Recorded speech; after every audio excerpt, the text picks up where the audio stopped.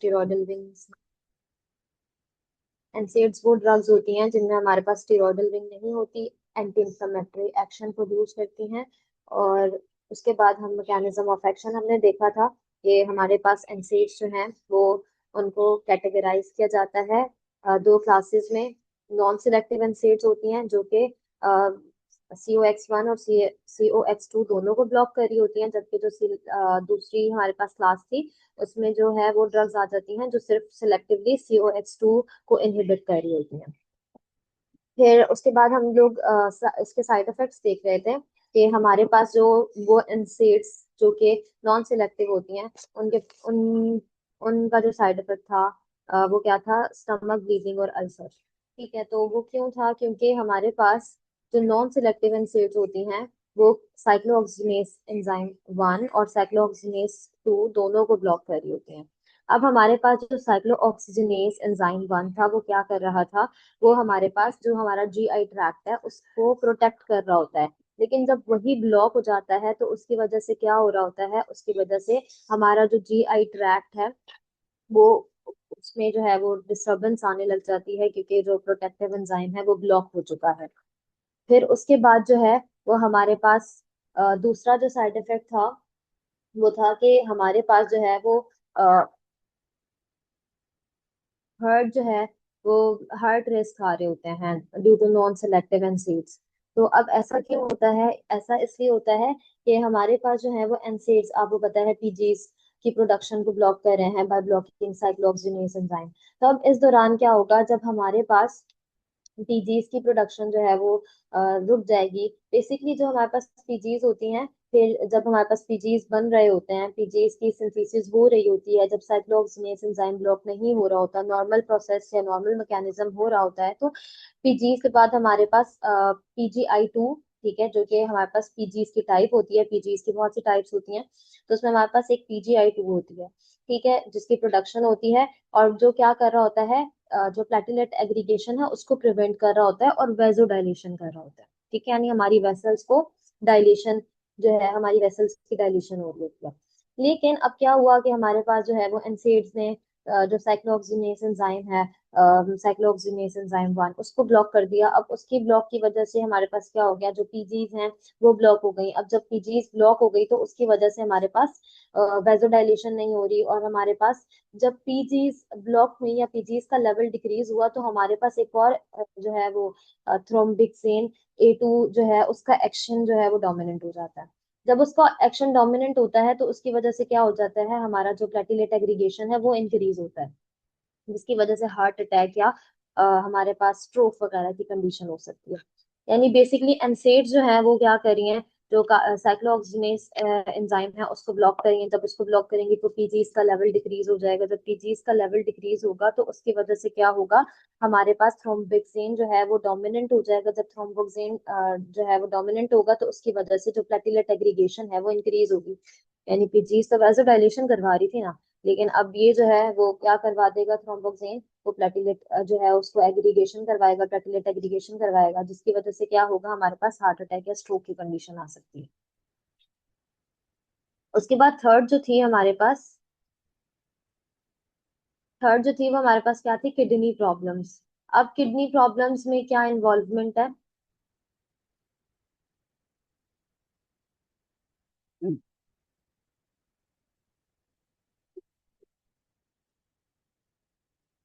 अब हमारे पास जो किडनी डिजीजेज हैं वो कैसे आ सकती हैं, या कैसे किडनी प्रॉब्लम्स जो हैं वो अराइज हो सकती हैं? तो हमारे पास जो है वो एनसेड्स की वजह से वही प्रोस्टाग्लैंडिन का जो सिंथेसिस का मैकेनिज्म है वो रिड्यूस हो जाएगा। जब प्रोस्टाग्लैंडिन ग्लैंडिन के सिंथेसिस का मैकेनिज्म रिड्यूस होगा तो उसकी वजह से क्या होगा, हमारे पास रीनल प्रॉब्लम्स आएंगी। क्यों? क्योंकि पीजीज जो होती हैं, प्रोस्टाग्लैंडिन्स जो हैं वो क्या कर रहे होते हैं, हमारे पास जो जो हमारे पास ग्लोमेरुलर फिल्ट्रेशन होती है, या इसके अलावा जो एफरेंट आर्टीरियोल होता है उसको डायलेट कर रही होती है। यानी जो हमारे पास नेफ्रॉन का जो सबसे पहला पार्ट होता है एफरेंट आर्टीरियोल, उसको डायलेट करने में प्रोस्टाग्लैंडिन इन्वॉल्व होती है।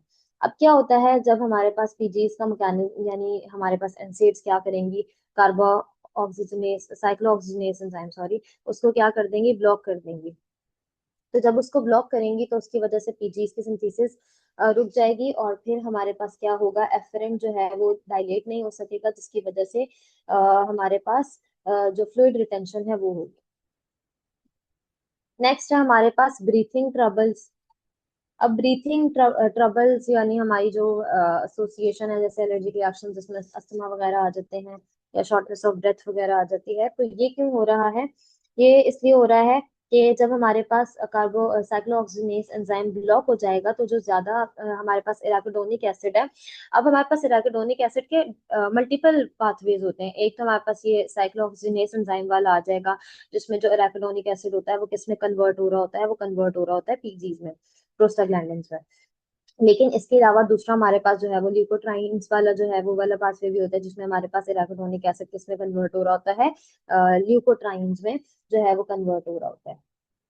तो अब क्या होगा, हमारे पास जब एनसेड्स ने ब्लॉक कर दिया सीओएक्स एंजाइम्स को, तो अब जो अराकिडोनिक एसिड्स है उसका जो शिफ्टिंग है वो हो जाएगी ल्यूकोट्राइन प्रोडक्शन की तरफ, ठीक है, जिसमें हमारे पास क्या होगा, अराकिडोनिक एसिड ल्यूकोट्राइन में कन्वर्ट होगा, या हमारे पास ल्यूकोट्राइन्स या एल्टीज जो है वो प्रोड्यूस होंगी। तो अब जब हमारे पास ल्यूकोट्राइन्स जो है वो प्रोड्यूस होंगी, तो उनका लेवल इंक्रीज हो जाएगा, जिसकी वजह से क्या होगा, ब्रोंको कंस्ट्रक्शन हो सकती है, और म्यूकस सिक्रीट जो म्यूकस की सिक्रीशन है वो इंक्रीज हो जाएगी, ठीक है। और इसकी वजह से हमारे को जो रेस्पिरेटरी सिस्टम है हमारा वो डिस्टर्ब होगा। तो ये हो गए थे हमारे पास साइड इफेक्ट्स, ठीक है। उसके बाद है हमारे पास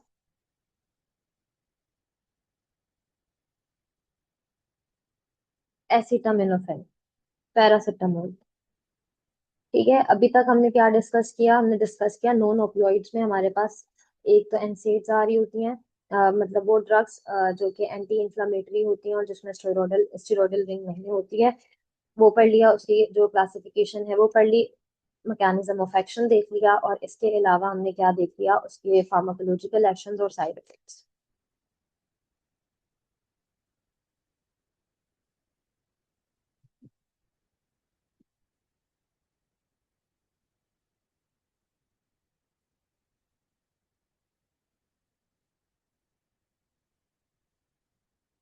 सना, आपका क्वेश्चन क्या है कि थ्रोम्बोक्सेन A2 तो तब सिर्फ तब एक्टिव होगा जब कोई इंजरी होगी, लेकिन अगर इंजरी नहीं हुई तो फिर हार्ट रिस्क क्यों होता है? जब इंजरी होगी तभी तो हमारे पास, देखो हमारे पास हो क्या रहा है, हमारे पास जो टिश्यू है, फॉर सपोज कोई टिश्यू डैमेज होगा, तभी तो हमारे पास पीजीज रिलीज होंगी या लिकोट्राइन्स रिलीज होंगी, ठीक है। तो जब हमारे पास इंजरी होगी तभी हमें पेन फील होगा, और जब हमें पेन फील होगा तभी तो हम एनसेड्स जो है वो लेंगे, और जब हम एनसेड्स लेंगे तो उसकी वजह से पीजी यानी जो प्रोस्टाग्लैंडिन है उसकी जो सिंथेसिस है वो स्टॉप हो जाएगी। जब उसकी सिंथेसिस स्टॉप हो जाएगी, जो थ्रोम्बोक्सेन है उसका लेवल जो है वो इंक्रीज हो जाएगा और वो डोमिनेंट हो जाएगा, जिसकी वजह से प्लेटलेट एग्रीगेशन होगी।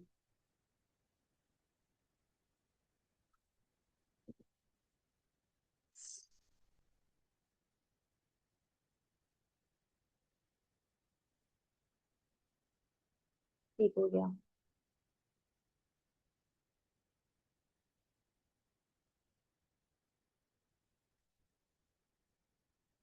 ओके, नेक्स्ट हमारे पास है एसिटामिनोफेन यानी कि पैरासिटामोल।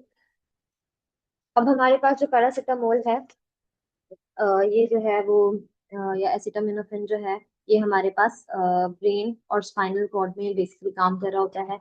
ये पेन के सिग्नल्स को ब्लॉक कर रहा होता है, और हमारा इसका एक जो बहुत इंपॉर्टेंट एक्शन है वो क्या, एंटीपायरेटिक, हमारे फीवर को रिड्यूस कर रहा होता है। और इसके अलावा हमारे पास इंफ्लेमेशन, जो एंटी इंफ्लेमेशन है उस रिलेटेड इसका बहुत बहुत कम काम है, बहुत कम इफेक्ट है, इसीलिए हमने इसको एनसेड्स की कैटेगरी में नहीं डाला, या एनसेड्स की कैटेगरी में इसीलिए एसिटामिनोफेन नहीं आता। अब हमारे पास जो है वो इसका काम क्या है एसिटामिनोफेन का, फार्माकोलॉजिकल एक्शंस क्या हैं? तो हमारे पास इसके फार्माकोलॉजिकल एक्शंस ये हैं कि ये पेन को रिलीफ कर रहा होता है। इसके अलावा जो है हमारे पास फीवर यानी कि जो पायरेक्सिया वगैरह है उसको ट्रीट कर रहा होता है, और इन्फ्लेमेशन में एज कोई इसका काम है नहीं। और प्लेटिलेट्स वगैरह जो हैं, जैसे कि हम ऊपर पढ़ रहे थे एनसीड्स जिसमें एस्पिरिन वगैरह थी, उसका बहुत अहम रोल था ब्लड को थिन करने में।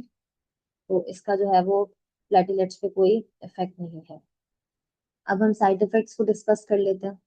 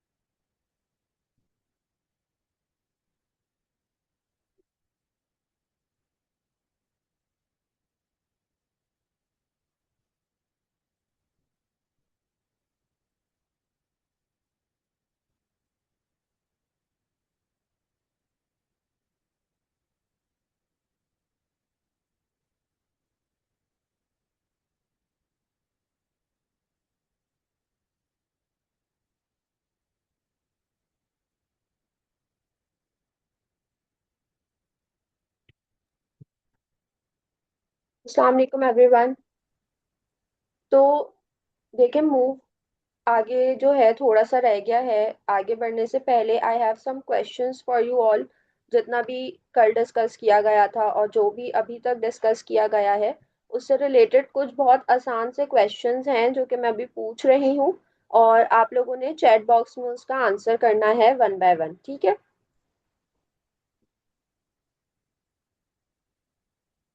तो सबसे पहले तो, एम आई ऑडिबल? आप लोग चैट बॉक्स में रिस्पॉन्ड कर दें कि आप लोगों को मेरी आवाज आ रही है या नहीं आ रही।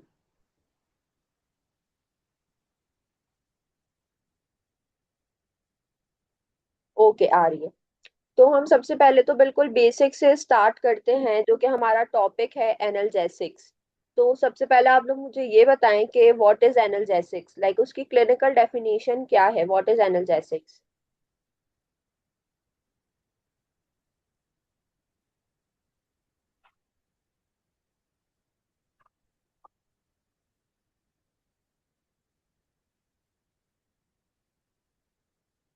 Okay, so we have three answers: drugs to treat pain, to relieve pain, या पेन रिलीविंग ड्रग्स। ठीक है, ये आप तीनों ने ठीक जवाब दिया है। ये हमारा पहला जो है क्वेश्चन था। अच्छा, कल सब काइंडली सब लोग अपने माइक्स जो हैं उसे म्यूट रखें और अपने वीडियोस को भी वो स्टॉप रखें सब लोग।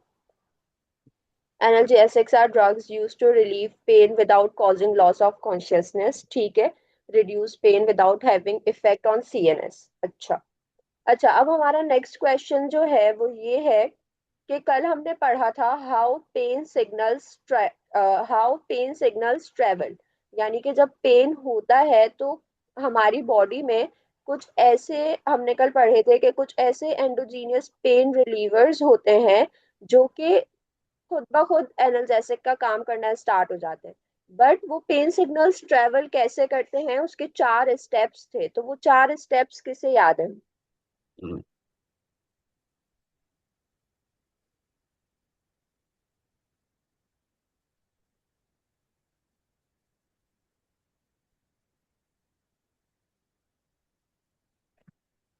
ठीक है, नो नो, आपने ठीक जवाब दिया है कि वो नोसिसेप्टर्स के थ्रू होते हैं, बट वो 4 स्टेप्स जो कल हमने पढ़े थे वो क्या थे? आयजा जावेद ने कहा है एंडोर्फिन्स इनकेल्फिन्स, नहीं मैं ये नहीं पूछ रही। हमारे पास जो रिस्पॉन्ड आया है गशमीरा सना की तरफ से, ट्रांसडक्शन, ट्रांसमिशन, मॉड्यूलेशन और परसेप्शन, जी, और जो ईशा शब्बीर की तरफ से जवाब है ये ठीक जवाब है। हमारे पास पेन सिग्नल कैसे ट्रांसफर होते हैं, उसके 4 स्टेप्स होते हैं। फर्स्ट स्टेप क्या होता है? ट्रांसडक्शन। उसके बाद ट्रांसमिशन, उसके बाद हमारे पास होता है मॉड्यूलेशन, और लास्टली हमारे पास होता है perception.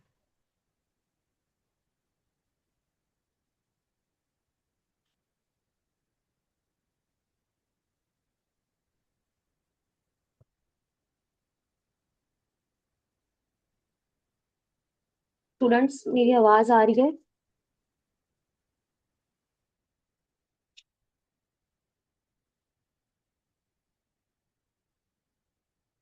So sorry, I don't know, yes ma'am. Issues आ रहे हैं। अब आप लोग मुझे एक दफा दोबारा रिस्पॉन्ड करेंगे? बिल्कुल क्लियर है? यस मैम, क्लियर आवाज आ रही है आपकी। तो हम डिस्कस कर रहे थे एसिटामिनोफेन को, यहीं तक। इससे आगे भी मैंने बोला था, मेरी आवाज आई थी आप लोगों को?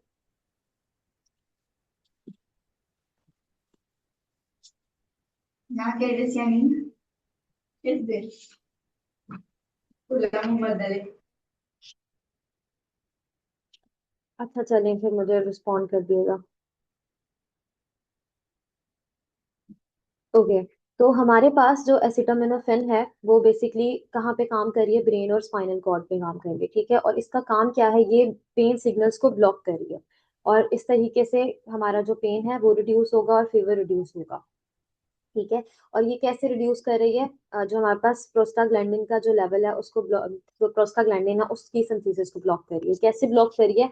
हमारे पास स्पाइनल कॉर्ड, हमारा जो सेंट्रल नर्वस सिस्टम है, ब्रेन और स्पाइनल कॉर्ड, वहां पे हमारे पास मौजूद है COX3, ठीक है, साइक्लोऑक्सीजनेज एंजाइम 3 मौजूद है, ठीक है, CNS में, जिसको ब्लॉक करके जो हमारे पास पैरासिटामोल या एसिटामिनोफेन है वो क्या कर रही है? प्रोस्टाग्लैंडिन के सिंथेसिस को ब्लॉक कर रही है, ठीक है, जिसकी वजह से हमारे पास पेन के सिग्नल्स बेसिकली ब्लॉक हो रहे हैं।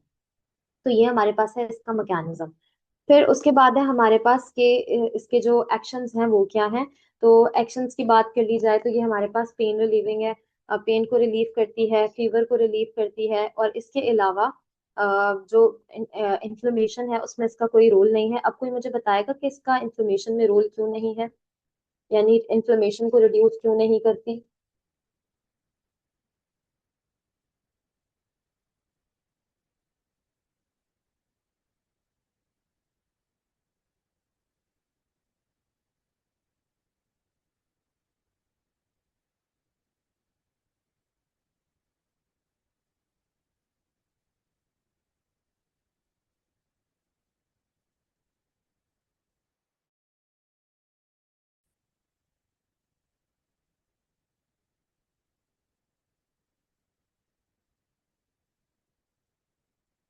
नहीं, पैरासिटामोल जो है वो जो एनसेड है उसकी टाइप नहीं है, क्योंकि इसके इसमें स्टेरॉयडल रिंग नहीं मौजूद होती, और इसका एंटी इन्फ्लेमेटरी में कोई रोल भी नहीं है।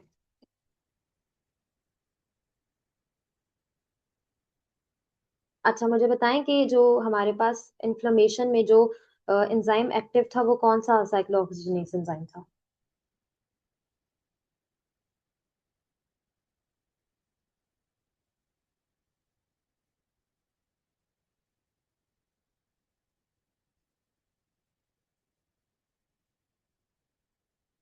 जी, तो हमारे पास पैरासिटामोल जो है वो स्पेसिफिकली सिर्फ किसको ब्लॉक कर रही है? CO X3 को ब्लॉक कर रही है, जिसकी वजह से जो इन्फ्लेमेशन है उसमें इसका रोल नहीं है।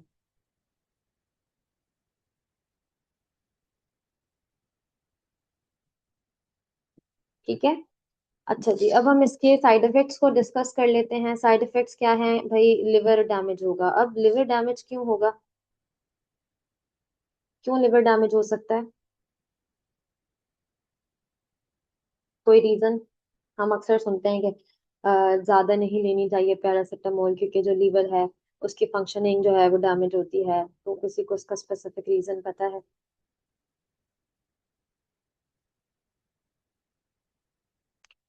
जी बिल्कुल।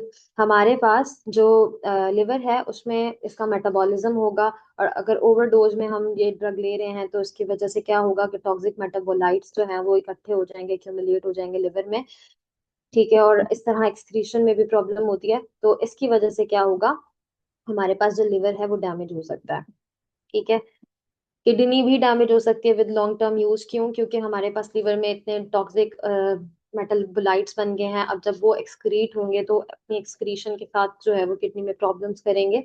तो इस तरह से हमारे पास किडनी डैमेज भी जो है वो साइड इफेक्ट आ जाता है। इसके अलावा स्किन रिएक्शंस जो कि बहुत रेयर होते हैं, जो बहुत ज्यादा सेंसिटिव होते हैं, स्किन सेंसिटिव लोग, उनमें जो है वो ज्यादा स्किन रिएक्शंस शो होते हैं। ठीक है, यहाँ तक क्लियर है?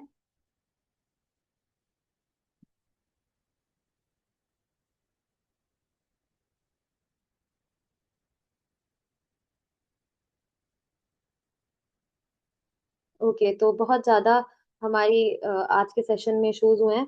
तो आई डोंट नो आप लोगों को सही से समझ भी आया या नहीं है, तो इसलिए मैं थोड़ा सा समराइज करके दोबारा बताना चाहूंगी नॉन ओपियोइड्स को, ताकि स्टूडेंट्स को क्लियर हो जाए। ठीक है। तो हम लोग नॉन ओपियोइड्स को आज हम डिस्कस कर रहे थे, और नॉन ओपियोइड्स में हमारे पास एनसेज और एसिटामिनोफेन दो जो क्लासेस हैं वो आ जाती हैं, मतलब सब क्लासेस आ जाती हैं। तो हमने सबसे पहले एनसेड्स को डिस्कस किया। एनसेड्स क्या होती हैं? एनसेड्स ऐसे केमिकल्स होते हैं जिनमें स्टेरॉयडल रिंग्स नहीं होती, और पर्टिकुलरली वो एंटी इंफ्लेमेटरी रिस्पॉन्स शो करते हैं। उनका एक्शन जो है वो एंटी इंफ्लेमेटरी होता है। अब हमारे पास जो है वो इनका मैकेनिज्म ऑफ एक्शन क्या होता है? तो हमारे पास एनसेड्स जो हैं वो जो साइक्लोऑक्सीजनेज एंजाइम 1 साइक्लोऑक्सीजनेज एंजाइम 2 को ब्लॉक करके जो है वो अपना मैकेनिज्म ऑफ एक्शन या अपना फार्माकोलॉजिकल एक्शन जो है वो शो कर रहे होते हैं।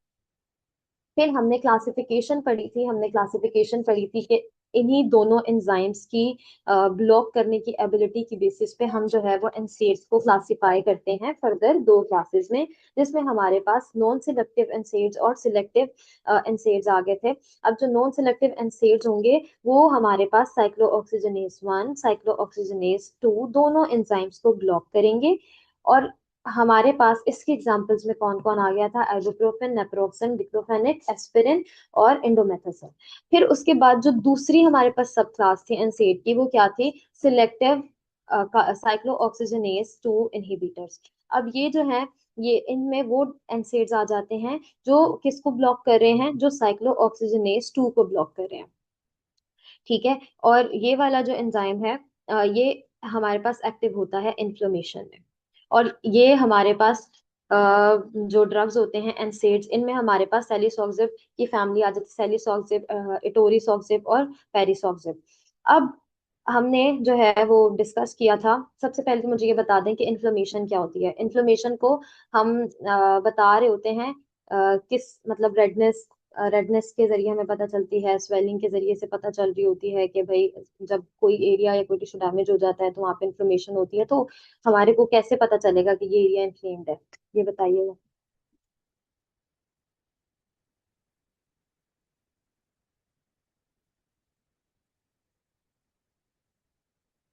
मैकेनिज्म ऑफ एक्शन रिपीट करना है कश्मीरा। एनसीएड्स का मैकेनिज्म ऑफ एक्शन रिपीट करना है।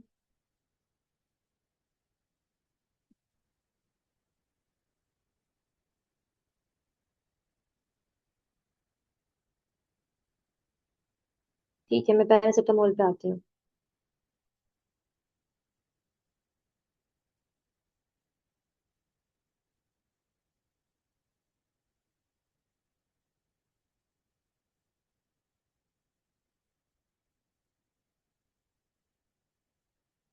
जी, तो मैं पूछ रही थी कि इन्फ्लेमेशन के जो साइंस हैं वो बता दें।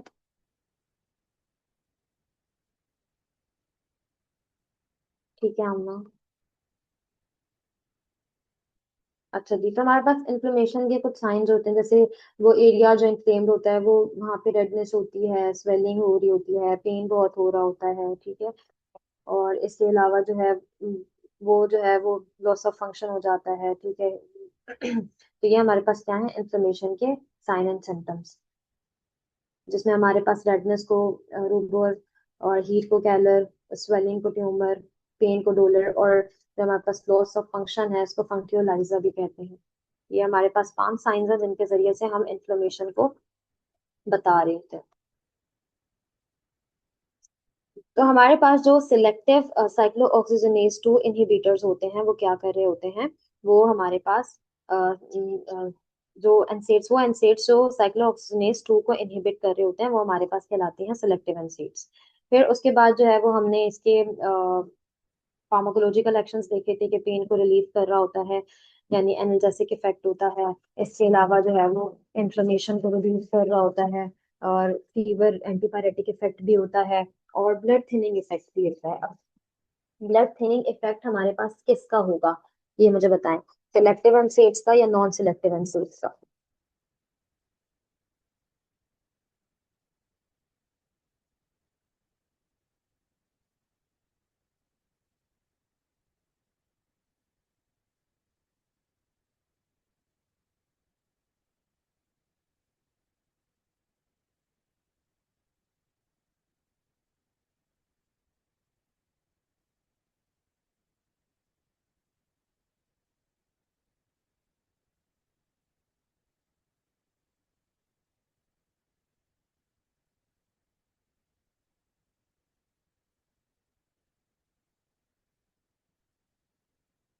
What is maximum dose of paracetamol?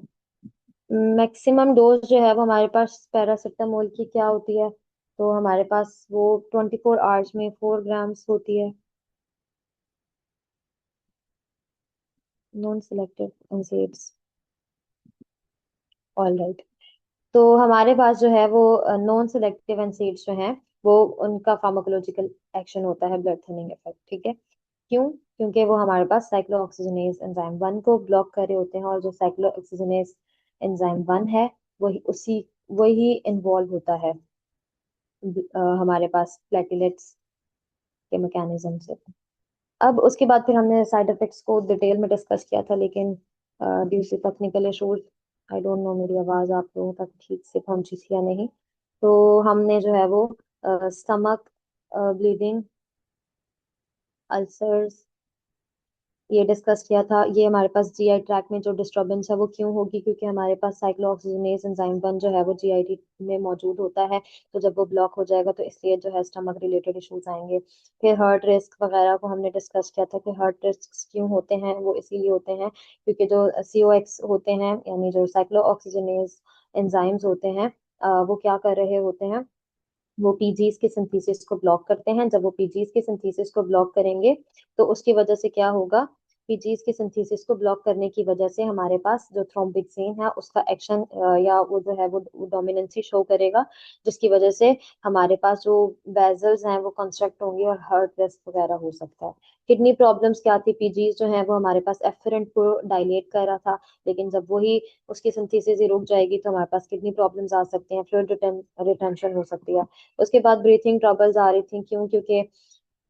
क्योंकि एनसेड्स जो है वो पीजीज के लेवल को कम कर देते हैं, डिक्रीज कर देते हैं, पीजीज फॉर्म नहीं हो रही होती, तो उसकी वजह से ल्यूकोट्राइन्स का लेवल बढ़ जाता है। क्यों? क्योंकि अराकिडोनिक एसिड ल्यूकोट्राइन्स के जो ल्यूकोट्राइन्स का जो पाथवे है वहां पे जाता है, और फिर वहां पे कन्वर्जन होती है ल्यूकोट्राइन्स में, और जब ल्यूकोट्राइन्स का लेवल एनहांस होता है तो हमारे पास म्यूकस इंक्रीज हो जाता है, और जो हमारा एयर पैसेज है वो कंस्ट्रक्ट होता है। तो दैट्स वाई कि हमारे पास जो ब्रीथिंग ट्रबल्स हैं वो आ रहे होते हैं।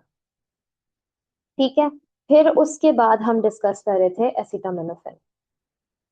हमारे पास कितना टाइम है? 8 मिनट्स। ठीक है। तो हम एसिटामिनोफेन को डिस्कस कर रहे थे। ये हमारे पास एनसेड्स की कैटेगरी में नहीं आते। क्यों नहीं आते? क्योंकि हमारे पास जो है ये ब्रेन और स्पाइनल कोड में काम कर रहे होते हैं। 6 मिनट्स। एंड कर दे मीटिंग, अजान हो रही है हमारी।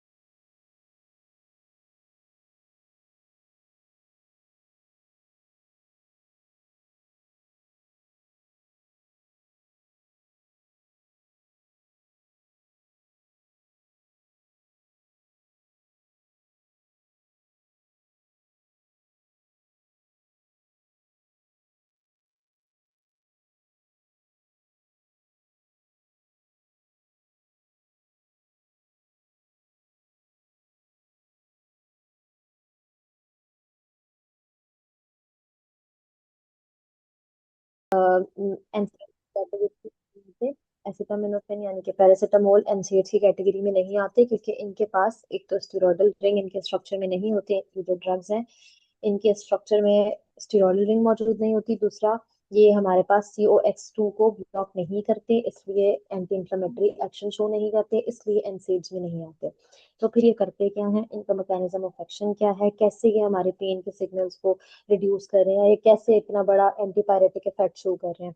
तो बेसिकली ये हमारे पास ब्रेन और स्पाइनल कॉर्ड में जो COX3 मौजूद होता है, साइक्लोऑक्सीजनेज एंजाइम 3 मौजूद होता है, उसको ब्लॉक कर देते हैं, जिसकी वजह से जो प्रोस्टाग्लैंडिन है वो जो है वो ब्रेन तक जो है वो पेन के सिग्नल्स ट्रांसमिट नहीं कर पाती। इस तरह से हमारा पेन जो है वो रिड्यूस हो जाता है।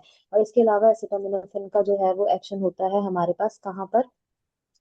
हमारे पास होता है, हमारे पास हमारी ब्रेन के अंदर जो थर्मोस्टेट है, थर्मोस्टेट रेगुलेटर है, वो कौन सा पार्ट है ब्रेन का? अब बताओ, मैं प्रेजेंटेशन तैयार कर लूँ।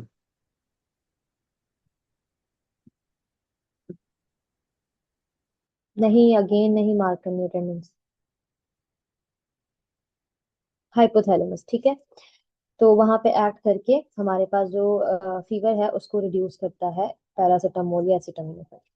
अब उसके बाद जो है वो हमारे पास इसके फार्माकोलॉजिकल एक्शंस क्या है? पेन रिलीफ, फीवर रिलीफ और इन्फ्लेमेशन पे इसका कोई इम्पैक्ट नहीं होता। इसी तरीके से प्लेटलेट्स एग्रीगेशन में भी इसका कोई रोल नहीं होता। क्यों? क्योंकि ये साइक्लोऑक्सीजनेज एंजाइम 1 को भी ब्लॉक नहीं करता। फिर उसके बाद जो है वो साइड इफेक्ट्स को हम देख रहे थे कि हमारे पास साइड इफेक्ट्स क्या हैं।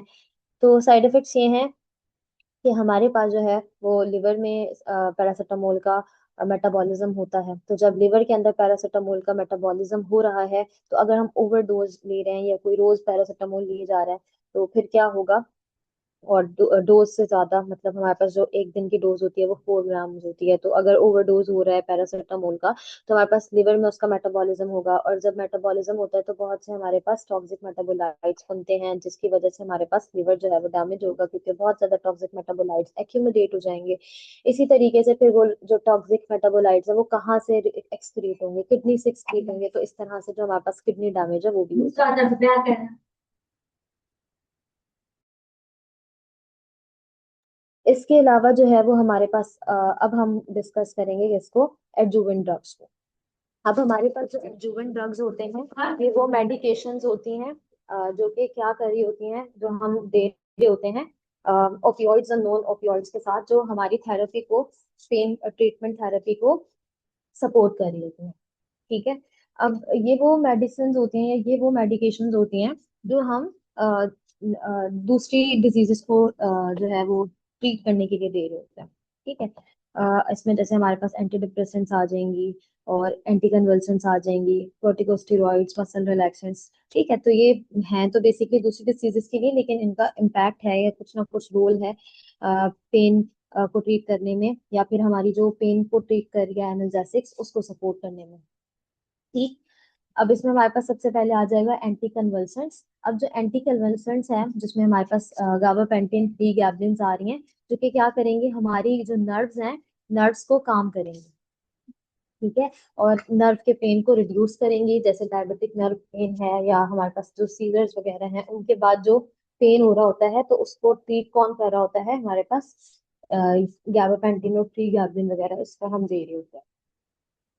उसके बाद हमारे पास एंटी डिप्रेसेंट्स, ठीक है, वो भी जो है वो हमारे पास ओपियोइड्स या नॉन ओपियोइड्स के साथ हम लिंक करके पेशेंट को प्रिस्क्राइब कर रहे होते हैं। क्यों? क्योंकि वो भी हेल्प कर रहे होते हैं हमारे पास एनाल्जेसिक्स की, ओपियोइड्स और नॉन ओपियोइड्स एनाल्जेसिक्स की, कि वो ब्लॉक कर सके पेन के सिग्नल्स को, ठीक है। और इनको हम जो है वो लॉन्ग टर्म भी यूज कर सकते हैं, जो हमारा मसल से रिलेटेड पेन होता है, जैसे फिब्रोमियाल्गिया। तो इसमें क्या हो रहा होता है, हमारे पास जो मसल्स हैं, वो उसकी डिजीज है, मस्कुलोस्केलेटल डिजीज है। और नर्व पेन को ट्रीट करने के लिए हम जो है वो एंटी डिप्रेसेंट्स रेकमेंड कर रहे होते हैं पेशेंट्स को। उसके बाद है हमारे पास मसल रिलैक्सेंट्स। इनका तो काम ही है कि ये जो मसल की टाइटनेस या जो स्पाजम्स हो रहे होते हैं, मसल्स की कॉन्स्ट्रिक्शन हो रही होती है, उसको रिलैक्स करना। तो इससे जो हमारे पास मसल रिलेटेड पेन है तो उसको उसकी थेरेपी के लिए हम मसल रिलैक्सेंट्स जो है वो प्रिस्क्राइब करते हैं पेशेंट्स को। उसके बाद कॉर्टिकोस्टेरॉइड्स। अब हमारे पास इसमें डेक्सामेथासोन, मिथाइल प्रेडनिसोलोन, ये क्या कर रहे होते हैं, ये हमारे पास एंटी इंफ्लेमेटरी होते हैं, इन्फ्लेमेशन को कम करते हैं, स्वेलिंग को, इन्फ्लेमेशन को रिड्यूस कर रहे होते हैं। और जो नर्व पेन वगैरह है या जो कैंसर पेन है विद स्वेलिंग, उसको ट्रीट करते हैं, ठीक है। तो यहाँ तक तो था हमारा ओवरऑल एनाल्जेसिक, ठीक है। आप लोगों को कोई क्वेश्चन? और वंस अगेन फिर से बहुत सारा सॉरी, इतना मैसअप हुआ आज।